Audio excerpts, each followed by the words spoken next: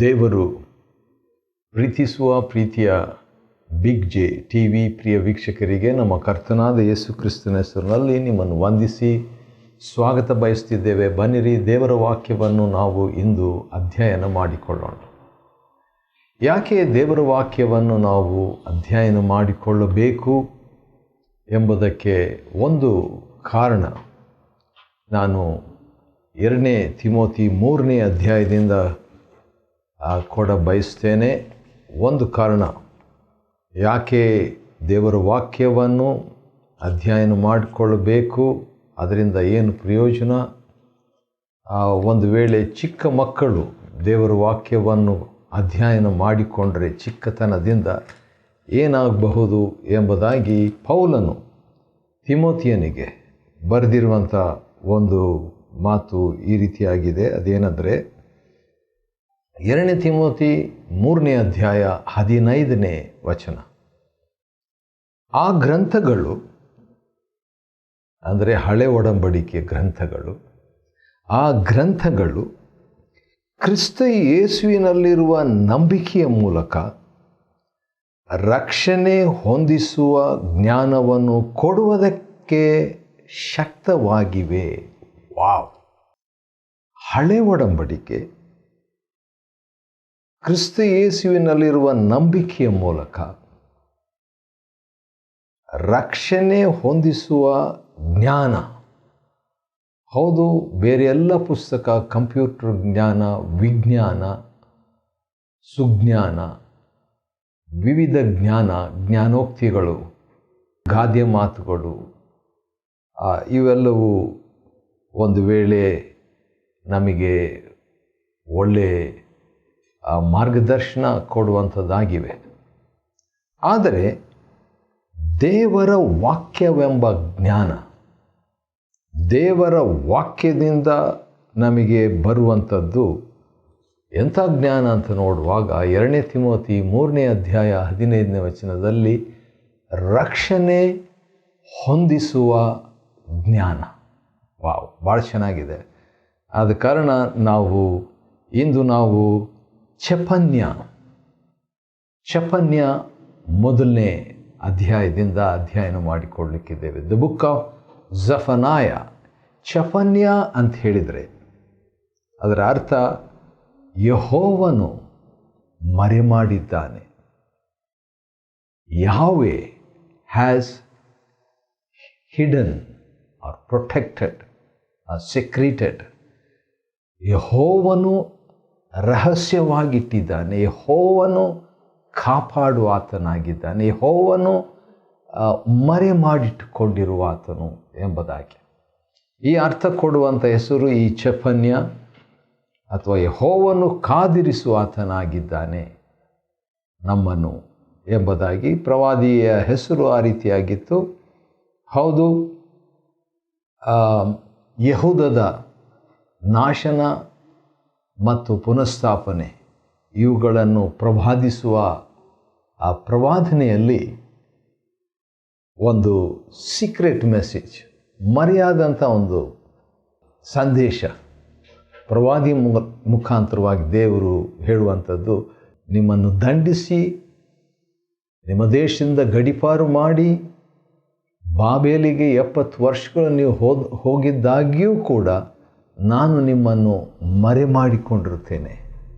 I will ಜಫನಾಯು, ನಾನು ನಿಮ್ಮನ್ನು ಚಪನ್ಯನಾಗಿ ಮಾಡ್ತೇನೆ, ನಿಮ್ಮನ್ನು ಕಾದಿಟ್ಟುಕೊಂಡಿರ್ತೇನೆ, ನನಗೋಸ್ಕರ ರಿಸರ್ವ್ ಮಾಡಿಕೊಂಡಿರ್ತೇನೆ, ನಾನು ನಿಮ್ಮನ್ನು ಬಚ್ಚಿಟ್ಕೊಂಡಿರ್ತೇನೆ ಎಂಬಂಥ ಸಂದೇಶದ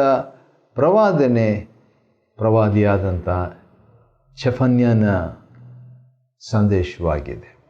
1ನೇ ಅಧ್ಯಾಯದಲ್ಲಿ ದೇವರ 13 ಕೃತ್ಯಗಳನ್ನು ನಾವು ನೋಡ್ತೇವೆ. 13 acts of God.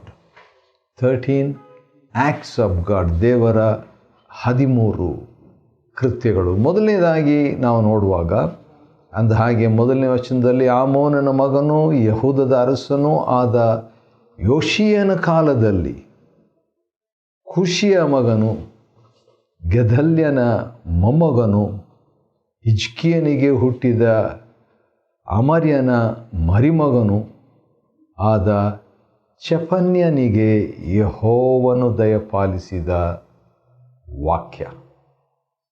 ಹೌದು, ಇದು ಒಂದು 13 ದೇವರ ಕೃತ್ಯಗಳ ಕೂಡಿದಂಥ ಒಂದು ಅಧ್ಯಾಯ. ಮೊದಲನೇ ಅಧ್ಯಾಯ ಚೆಫನ್ಯ. ಮೊದಲನೇದಾಗಿ ದೇವರ ಶುದ್ಧೀಕರಣವನ್ನು ನಾವು ನೋಡ್ತೇವೆ. Cleansing of god. ಯೆಹೋವನಿಂತೆನ್ನುತ್ತಾನೆ, ನಾನು ಭೂಮಂಡಲದಿಂದ ಸಮಸ್ತವನ್ನು ಅಳಿಸಿಬಿಡುವೇನಂತ ಹೇಳಿದರೆ ಅದರ ಅರ್ಥ ಐ ವಿಲ್ ರೀಅರೇಂಜ್. ಇಡೀ ಭೂಮಂಡಲವನ್ನು ನಾನು ಶುದ್ಧ ಮಾಡ್ತೇನೆ. ಇದು ಯೆಹೋವನ ನುಡಿ ಎಂಬುದಾಗಿ. 4ನೇ ವಚನದಲ್ಲಿ ದೇವರ 2ನೇ ಕೃತ್ಯ ನೋಡ್ತೇವೆ. ಮೊದಲನೇದು ಶುದ್ಧೀಕರಣದ, ಇಡೀ ಲೋಕವನ್ನು ದೇವರು ಶುದ್ಧ ಮಾಡುವುದರ ಬಗ್ಗೆ ನಾವು ನೋಡ್ತೇವೆ. ಯಾಕೆ ಇಡೀ ಲೋಕ ಅಂದರೆ ಆತನು ಇಡೀ ಲೋಕದ ಒಡೆಯನು, ಇಡೀ ಲೋಕಕ್ಕೆ ಒಡೆಯನು. 2ನೇದಾಗಿ ದೇವರು 4ನೇ ವಚನದಲ್ಲಿ ಶಿಸ್ತು ಪಡಿಸುವವನಾಗಿದ್ದಾನೆ. ಈ ಡಿಸಿಪ್ಲಿನ್ಸ್ ಯಾರನ್ನು? ತನ್ನ ಜನರನ್ನು. ಯಹೂದದ ಮೇಲೂ ಯೆರೂಸಲೇಮಿನವರೆಲ್ಲರ ಮೇಲೂ ಕೈ ಎತ್ತಿ ಅಂತ ಹೇಳಿದಾಗ ದೇವರು ಇಡೀ ಲೋಕವನ್ನು ಶುದ್ಧಿ ಮಾಡೋದು ಮಾತ್ರ ಅಲ್ಲ, ತನ್ನ ಜನರನ್ನು ಕೂಡ ಶುದ್ಧಿ ಮಾಡ್ತಾನೆ. ಅದರಿಂದ ಕಲಿಯುವಂಥ ತಿಳಿಯುವಂಥ ಸಂಗತಿ, ದೇವರು ಪಕ್ಷಪಾತಿ ಅಲ್ಲ. God is not a respecter of persons.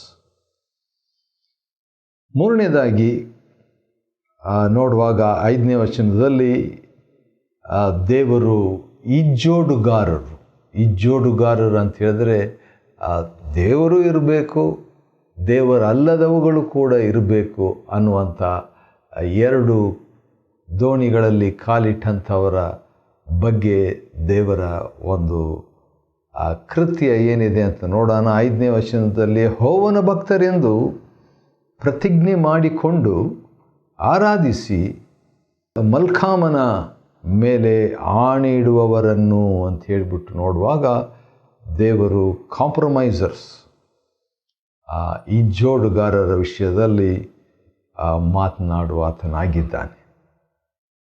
ಅನಂತರ 6ನೇ ವಚನದಲ್ಲಿ ದೇವರ ಇನ್ನೊಂದು ಕೃತ್ಯ ಏನಂದರೆ ಯೆಹೋವನನ್ನು ಆಶ್ರಯಿಸದೆ ಅಂತ ಹೇಳ್ಬಿಟ್ಟು ನೋಡುವಾಗ ದೇವರು ಎಕ್ಸ್ಪೆಕ್ಟ್ ಮಾಡ್ತಾನ್ರಿ, ನಾವು ಆಶ್ರಯಿಸಬೇಕು ಅಂತ ಹೇಳ್ಬಿಟ್ಟು. ಆಶ್ರಯಿಸದೇ ಇದ್ದಾಗ ನೀವು ಆಶ್ರಯಿಸಲಿಲ್ಲವಲ್ಲ, ಯಾಕೆ ಆಶ್ರಯಿಸದೆ ಹೋಗಿದ್ದೀರಿ ಎಂಬುದಾಗಿ ಪ್ರಶ್ನಿಸುವ ಆತನಾಗಿದ್ದಾನೆ. 5ನೇದಾಗಿ ಯೆಹೋವನ ದರ್ಶನವನ್ನು ಬಯಸದೆ. ಹಾಗಾದರೆ ದೇವರು ತನ್ನ ದರ್ಶನವನ್ನು ಬಯಸುವವರಾಗಿ ನಾವು ಇರಬೇಕು ಎಂಬುದನ್ನು ಎಕ್ಸ್ಪೆಕ್ಟ್ ಮಾಡ್ತಾನೆ, ನಿರೀಕ್ಷಿಸ್ತಾನಂತೆ. ಗೊತ್ತಾಯ್ತಲ್ವ? ಹೌದು. ಅದೇ 6ನೇ ವಚನದಲ್ಲಿ ಇನ್ನೊಂದು 6ನೇ ದೇವರ ಕೃತ್ಯ ಅಥವಾ ದೇವರ ಇನ್ನೊಂದು ವಿಷಯ ಅದೇನೆಂದರೆ ಯೆಹೋವನನ್ನು ಮಾರ್ಗ ಬಿಟ್ಟವರನ್ನು. ಹಾಗಾದರೆ ದೇವರ ಮಾರ್ಗದಲ್ಲಿ ನಡಿಬೇಕಂತ ದೇವರು ಇಷ್ಟಪಡ್ತಾನೆ. ಮಾರ್ಗ ಅಂದ ತಕ್ಷಣ ನನಗೆ ವಿಮೋಚನ ಕಾಂಡದಲ್ಲಿ ಒಂದು ವಾಕ್ಯ ನೆನಪಿಗೆ ಬರ್ತಾ ಇದೆ. ದ ಬುಕ್ ಆಫ್ ಡ್ಯೂಟ್ರಾನಮಿ, ವಿಮೋಚನ ಕಾಂಡಲ್ಲ ಅದು, ಹೌದು ವಿಮೋಚನ ಕಾಂಡದಲ್ಲಿ ದ ಬುಕ್ ಆಫ್ ಎಕ್ಸಡಸ್, ಅದರಲ್ಲಿ 33ನೇ ಅಧ್ಯಾಯ ಅಂತ ಕಾಣ್ತದೆ. ನೋಡೋಣ ಬನ್ನಿರಿ ಏನಿದೆ ಅಂತ ಹೇಳ್ಬಿಟ್ಟು. ಈ ಮಾರ್ಗ ಅಂತ ಬಂತಲ್ಲ, ದೇವ್ರ ಮಾರ್ಗ ಅಂತ ತಕ್ಷಣ ನನಗೆ ಒಂದು ವಾಕ್ಯ ನೆನಪಾಯಿತು.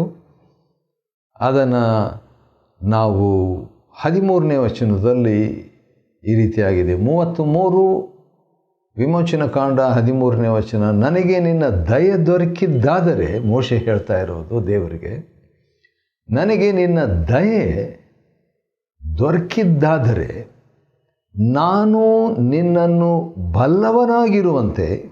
ವಾವ್, ಎಂಥ PhD ಪ್ರಾರ್ಥನೆ ಮೋಶೆ ಮಾಡ್ತಿದ್ದ ನೋಡ್ರಿ. ನಾನು ನಿನ್ನನ್ನು ಬಲ್ಲವನಾಗಿರುವಂತೆ ನಿನ್ನ ಮಾರ್ಗವನ್ನು ನನಗೆ ತೋರಿಸು.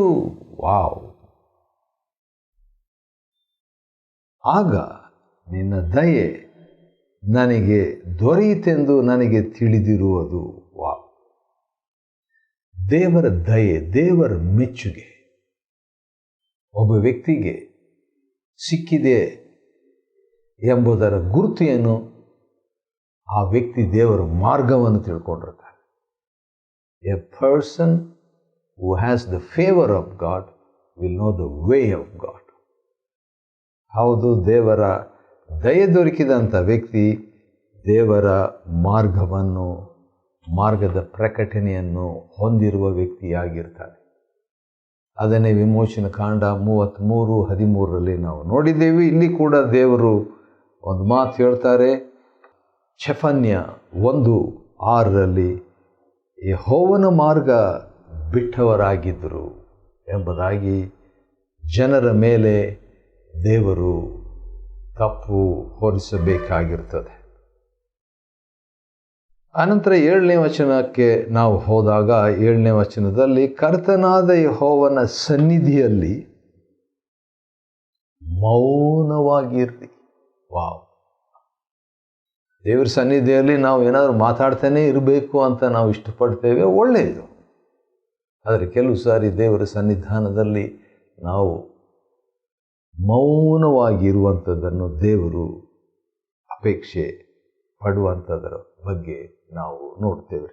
ಅದು ದೇವರ ಮತ್ತೊಂದು ಕೃತ್ಯ ಅಂತ ನಾವು ತಗೊಳ್ಳೋಣ. ಮತ್ತು 7ನೇ ವಚನದ 2ನೇ ಭಾಗದಲ್ಲಿ ನೋಡುವಾಗ ಯೆಹೋವನು ಯಜ್ಞದ ಔತಣವನ್ನು ಸಿದ್ಧಪಡಿಸಿದ್ದಾನೆ.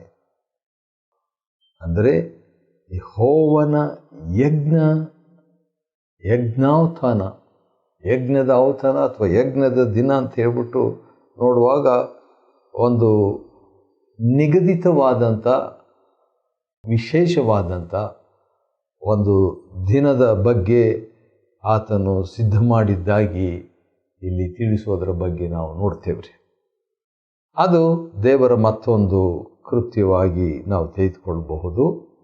8ನೇ ವಚನದಲ್ಲಿ ದೇವರು ದೇಶಾಧಿಪತಿಗಳನ್ನು, ರಾಜವಂಶದವರನ್ನು, ವಿದೇಶಾಸ್ತ್ರಧಾರಿಗಳೆಲ್ಲರನ್ನೂ ದಂಡಿಸುವೆನು ಎಂಬುದಾಗಿ ಹೇಳುವಾಗ ದೇವರ ನ್ಯಾಯ ತೀರ್ಪು, ದೇವರ ಮತ್ತೊಂದು ಕೃತ್ಯ ದಂಡಿಸುವೆನು ಎಂಬುದಾಗಿ ಹೇಳುವಂಥದ್ದು. ಸರಿ, ಹಾಗೆ ಮುಂದೆ ಹೋದರೆ ಚಪನ್ಯ ಅಂತ ಹೇಳಿದರೆ ಯೆಹೋವನು ಮರೆಮಾಡುವನು, ಬಚ್ಚಿಟ್ಟುಕೊಳ್ಳುವನು ಎಂಬುದಾಗಿ.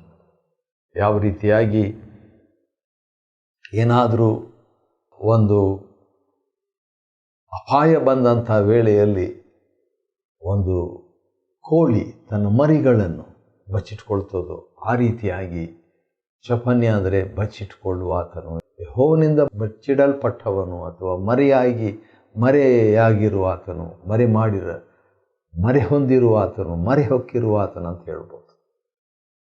ಆ ರೀತಿಯಾಗಿ ಇರುವಾಗ ಒಂದು ವಾಕ್ಯ ನನಗೆ ನೆನಪಿಗೆ ಬರ್ತಿದೆ. ನಮ್ಮ ಕರ್ತನಾದ ಯೇಸು ಕ್ರಿಸ್ತನು ಹೇಳಿದಂಥ ಒಂದು ಮಾತಿದು. ನೋಡೋಣ ಹೇಗಿದೆ ಅಂತ ಹೇಳ್ಬಿಟ್ಟು ಮತ್ತಾಯನ ಬರೆದ ಸುವಾರ್ತೆ 23ನೇ ಅಧ್ಯಾಯದಲ್ಲಿ 37ನೇ ವಚನದಲ್ಲಿ ನಮ್ಮ ಕರ್ತನಾದ ಯೇಸು ಹೇಳಿದ ಮಾತನ್ನು ಕೇಳಿಸ್ಕೊಡ್ರಿ. ಯೆರೂಸಲೇಮೇ. ಇಲ್ಲಿ ಕೂಡ ನಾವು ನೋಡುವಾಗ ನೋಡ್ರಿ, ಚೆಫನ್ಯ 1:4 ನಾನು ಯೆಹೂದದ ಮೇಲೂ ಯೆರೂಸಲೇಮಿನವರೆಲ್ಲರ ಮೇಲೂ ಅಂತ ಹೇಳುವಾಗ ಯೆರೂಸಲೇಮಿಗೂ ಇರುವಂಥ ಸಂದೇಶ ಚೆಫನ್ಯನ ಮುಖಾಂತರವಾಗಿ ಇಲ್ಲಿ ಕರ್ತನಾದ ಯೇಸು ಕೂಡ ಯೆರೂಸಲೇಮೇ ಪ್ರವಾದಿಗಳ ಪ್ರಾಣ ತೆಗೆಯುವವಳೆ, ದೇವರು ನಿನ್ನ ಬಳಿಗೆ ಕಳುಹಿಸಿಕೊಟ್ಟವರನ್ನು ಕಲ್ಲೆಸೆದು ಕೊಲ್ಲುವವಳೆ. ಹೌದು, ಪ್ರವಾದಿಗಳ ಪ್ರಾಣ ತೆಗೆಯುವಂಥ ವ್ಯಕ್ತಿಗಳ ಹತ್ರ ಹೇಗೆ ಮಾತಾಡಬೇಕು? ದೇವರು ಅವರ ಬಳಿಗೆ ಕಳಿಸಲ್ಕೊಟ್ಟಂಥವ್ರನ್ನ ಕಲ್ಲೆಸೆದು ಕೊಂದುಬಿಟ್ಟವರಿಗೆ ದೇವರೇನು ಮಾಡಬೇಕು? ಕೋಳಿ ನನ್ನ ಮರಿಗಳನ್ನು ರೆಕ್ಕೆಗಳ ಕೆಳಗೆ ಕೂಡಿಸಿಕೊಳ್ಳುವಂತೆ ನಿನ್ನ ಮಕ್ಕಳನ್ನು ಕೂಡಿಸಿಕೊಳ್ಳುವುದಕ್ಕೆ ನನಗೆ ಎಷ್ಟೋ ಸಾರಿ ಒಂದು ಸಾರಿ ಅಲ್ಲ, ಎಷ್ಟೋ ಸಾರಿ ಮನಸ್ಸಿತ್ತು. ನೋಡ್ರಿ, ದೇವರು ಪ್ರವಾದಿಗಳ ಪ್ರಾಣ ತೆಗೆದು ದೇವರ ಪ್ರತಿನಿಧಿಗಳನ್ನು ಕಲ್ಲೆಸೆದು ಕೊಂದಂಥವರಿಗೆ ದೇವರು ಒಂದು ಕೋಳಿ ತನ್ನ ಮರಿಗಳನ್ನು ರೆಕ್ಕೆಗಳ ಕೆಳಗೆ ಕೂಡಿಸಿಕೊಳ್ಳುವಂತೆ, ಮರಿ ಮಾಡಿಕೊಳ್ಳುವಂತೆ, ಚೈತನ್ಯ ಮಾಡುವಂತೆ ನಿನ್ನ ಮಕ್ಕಳನ್ನು ಕೂಡಿಸಿಕೊಳ್ಳುವುದಕ್ಕೆ ನನಗೆ ಎಷ್ಟೋ ಸಾರಿ ಮನಸ್ಸಿತ್ತು ಎಂಬುದಾಗಿ ಕರ್ತನು ನುಡಿತಾನೆ. ಆತನ ಪ್ರೀತಿ ಮಹತ್ತಾದದ್ದು. ಮೊದಲನೇ ಅಧ್ಯಾಯ ಚೈತನ್ಯ ಗ್ರಂಥದಲ್ಲಿ ನಾವು ದೇವರ 13 ಕೃತ್ಯಗಳನ್ನು ನೋಡಿಕೊಳ್ತಿದ್ದೇವೆ. ಅದರಲ್ಲಿ 10ನೇದು 12ನೇ ವಚನದಲ್ಲಿದೆ. ಅದೇನೆಂದರೆ, ದೇವರು ಹೇಳುವಂಥದ್ದು, ಯೆಹೋವನು ಮೇಲನ್ನಾಗಲಿ ಕೇಡನ್ನಾಗಲಿ ಮಾಡನು ಎಂದು ಮನಸ್ಸಿನೊಳಗೆ ಅಂದುಕೊಳ್ಳುವವರಾಗಿ, ಅಂದರೆ ಮನಸ್ಸಿನಲ್ಲಿ ಅಂದುಕೊಳ್ಳೋದು ದೇವರಿಗೆ ಗೊತ್ತಾಗ್ತದೆ ಅಂತ ಇದರಿಂದ ನಾವು ತಿಳ್ಕೊಳ್ಬೋದು. ಮನಸ್ಸಿನಲ್ಲಿ ಎಷ್ಟೋ ಆಲೋಚನೆಗಳು ನಾವು ಮಾಡ್ತಾ ಇರ್ತೀವಿ, ಆದರೆ ದೇವರಿಗೆ ಆ ಆಲೋಚನೆಗಳು ಗೊತ್ತು. ಉದಾಹರಣೆಗೆ ಮಾರ್ಕನ ಬರೆದ ಸುವಾರ್ತೆ 2ನೇ ಅಧ್ಯಾಯದಲ್ಲಿ ಯೇಸು ಸ್ವಾಮಿ ಒಬ್ಬ ರೋಗಿಗೆ ಒಂದು ಮಾತು ಹೇಳಿದ್ರಂತೆ. ಅದೇನೆಂದರೆ, ಮಗನೇ, ನಿನ್ನ ಪಾಪಗಳು ಕ್ಷಮಿಸಲ್ಪಟ್ಟವೆ, ನಿನ್ನ ಪಾಪಗಳು ಕ್ಷಮಿಸಲ್ಪಟ್ಟಿವೆ ಅಂತ ಹೇಳಿದ್ರಂತೆ ಯೇಸು ಸ್ವಾಮಿ. ಮಾರ್ಕ 2:5. ಆ ರೀತಿಯಾಗಿ ಹೇಳಿದಾಗ ಏನಾಯಿತು, ಶಾಸ್ತ್ರಿಗಳು ಕೆಲವರು ಕೂತಿದ್ರಂತೆ. ಅವರು, ಇವನು ಯಾಕೆ ಹೀಗೆ ಮಾತಾಡ್ತಾನೆ, ಇದು ದೇವದೂಷಣೆ, ದೇವರೊಬ್ಬನೇ ಹೊರತು ಮತ್ತಾರು ಪಾಪಗಳನ್ನು ಕ್ಷಮಿಸೋದಿಲ್ಲ ಅನ್ನುವಂಥದ್ದನ್ನು ತಮ್ಮ ತಮ್ಮ ಮನಸ್ಸಿನಲ್ಲಿ ಅಂದುಕೊಂಡ್ರು. ಮಾರ್ಕ 2:7ನೇ ವಚನ. ಅವರು ಮನಸ್ಸಿನಲ್ಲಿ ಅಂದುಕೊಂಡ್ರು. ಹೀಗೆ ಅಂದುಕೊಳ್ಳುವುದನ್ನು ಕೂಡಲೇ ಯೇಸು ತನ್ನ ಆತ್ಮದಲ್ಲಿ ತಿಳಿದುಕೊಂಡು, ನೀವು ನಿಮ್ಮ ಮನಸ್ಸಿನಲ್ಲಿ ಯಾಕೆ ಹೀಗೆ ಅಂದುಕೊಳ್ತೀರಿ ಎಂಬುದಾಗಿ ಹೇಳ್ತಾರೆ. ಹಾಗಾದರೆ ಮಾರ್ಕ 2:7, ಚೈತನ್ಯ 1:12 2 ವಚನಗಳಿಂದ ನಾವೇನು ತಿಳ್ಕೊಳ್ತೀವಿ? ಮನಸ್ಸಿನಲ್ಲಿ ಅಂದುಕೊಳ್ಳೋದನ್ನು ಕೂಡ ದೇವರು ತಿಳ್ಕೊಳ್ತಾರೆ. ಹಾಗಾದರೆ ಮನಸ್ಸಿನಲ್ಲಿ ನಾವು ಮಾಡುವ ಪ್ರಾರ್ಥನೆ, ಬಾಯಿಂದ ಅಲ್ಲ, ಮನಸ್ಸಿನಲ್ಲಿ ಮಾಡುವ ಪ್ರಾರ್ಥನೆಗೂ ದೇವರು ಉತ್ತರ ಕೊಡ್ತಾನೆ ಎಂಬಂಥ ಮಾತು ಇವುಗಳಿಂದ ನಾವು ಕಲಿಬಹುದು. ಗಾಡ್ ಸ್ಕ್ಯಾನ್ಸ್, ದೇವರು ಒಂದು ಸ್ಕ್ಯಾನ್ ಮಾಡ್ತಾನೆ ನಮ್ಮ ಮನಸ್ಸು. ಮೊದಲನೇ ಅಧ್ಯಾಯ 14ನೇ ವಚನದಲ್ಲಿ, ಯೆಹೋವನ ಮಹಾದಿನವು ಹತ್ತಿರವಾಯಿತು, ಸಮೀಪಿಸಿತು, ಬಹು ತ್ವರೆಯಾಗಿ ಬರುತ್ತಿದೆ ಅಂತ ಹೇಳ್ಬಿಟ್ಟು ಯೆಹೋವನ ದಿನದ ಕುರಿತಾಗಿ ಮತ್ತೊಂದು ದೇವರ ಕೃತ್ಯಗಳ ಬಗ್ಗೆ ನಾವು ನೋಡ್ಕೊಳ್ತೇವೆ. 12ನೇದಾಗಿ 17ನೇ ವಚನ, ಯೆಹೋವನಾದ ನನಗೆ ಜನರು ಪಾಪ ಮಾಡಿದ ಕಾರಣ ಕುರುಡರಂತೆ ನಡೆಯುವ ಹಾಗೆ ಅಂತ ನೋಡ್ತೇವೆ. ದೇವರಿಗೆ ವಿರುದ್ಧವಾಗಿ ಮಾಡುವ ಪಾಪ ಏನಾಗ್ತದೆ, ನಮ್ಮನ್ನೇ ಕುರುಡತನಕ್ಕೆ ಅದು ನಡೆಸ್ತದೆ, ಆತ್ಮಿಕವಾದ ಕುರುಡತನಕ್ಕೆ. ಅದು ದೇವರ ಮತ್ತೊಂದು ಕೃತ್ಯ. ಮೊದಲನೇ ಅಧ್ಯಾಯ 17ನೇ ವಚನ. ಕೊನೆಯದಾಗಿ 18ನೇ ವಚನದಲ್ಲಿ ದೇವರ ರೌದ್ರವದ ಬಗ್ಗೆ ನಾವು ನೋಡ್ತೇವೆ. ಹೌದು, ದೇವರ ರೌದ್ರವದಲ್ಲಿ ಬೆಳ್ಳಿ ಮೇಲೆ, ಬಂಗಾರದ ಮೇಲೆ ಇದನ್ನೆಲ್ಲ ಆತುಕೊಂಡ್ರೆ ಪ್ರಯೋಜನ ಇಲ್ಲ. ಯಾಕಂದರೆ ಬೆಳ್ಳಿ ಬಂಗಾರ ರಕ್ಷಿಸಲಾರದು. ರಕ್ಷಕನು ಒಬ್ಬನೇ, ಅದು ಯೇಸು ಕ್ರಿಸ್ತನ ಮುಖಾಂತರವಾಗಿ ರಕ್ಷಣೆ. ಆದುದರಿಂದ ದೇವರು ಹೌದು ಮರೆಮಾಡಲು ಮನಸ್ಸು ಮಾಡಿಕೊಂಡಿದ್ದಾನೆ. ಕೋಳಿ ತನ್ನ ಮರಿಗಳನ್ನು ಯಾವ ರೀತಿಯಾಗಿ ಮರೆ ಮಾಡ್ತದೆ, ಆ ರೀತಿಯಾಗಿ ನಮ್ಮನ್ನು ಮರೆ ಮಾಡಲು ದೇವರು ಮನಸ್ಸು ಮಾಡಿದ್ದಾನೆ. ಆದರೆ ಮತ್ತಾಯ 23ರಲ್ಲಿ ಬರೆದಿರುವ ಹಾಗೆ, ನಾನಂತೂ ಮನಸ್ಸು ಮಾಡಿದ್ದೇನೆ, ಆದರೆ ನಿಮಗೆ ಮನಸ್ಸು ಮಾಡಿಲ್ಲ, ನಿಮಗೆ ಮನಸ್ಸಿಲ್ಲ. ದೇವರು ನಮಗೆ ಚೈತನ್ಯ ಅನುಭವ, ಅಂದರೆ ಮರೆ ಮಾಡುವ, ಸಂರಕ್ಷಿಸುವ ಅನುಭವ ಕೊಡಲಿಕ್ಕೆ ಇಷ್ಟಪಟ್ಟಿದ್ದಾನೆ. ನಾವು ಅದಕ್ಕೆ ಅಧೀನವಾಗುವಂತೆ, ಅನ್ವಯ ಮಾಡಿಕೊಳ್ಳುವಂತೆ ದೇವರಾತ್ಮನು ನಮಗೆ ಸಹಾಯ ಮಾಡಲಿ. ಚಪನ್ಯನ ಗ್ರಂಥ 1ನೇ ಅಧ್ಯಾಯವನ್ನು ಅಧ್ಯಯನ ಮಾಡಿಕೊಳ್ಳುವಂತೆ ದೇವರು ಕೊಟ್ಟ ಕೃಪೆಗಾಗಿ ಆತನಿಗೆ ಸ್ತೋತ್ರವಾಗಲಿ. ದೇವರು ನಿಮ್ಮನ್ನು ಆಶೀರ್ವದಿಸಲಿ.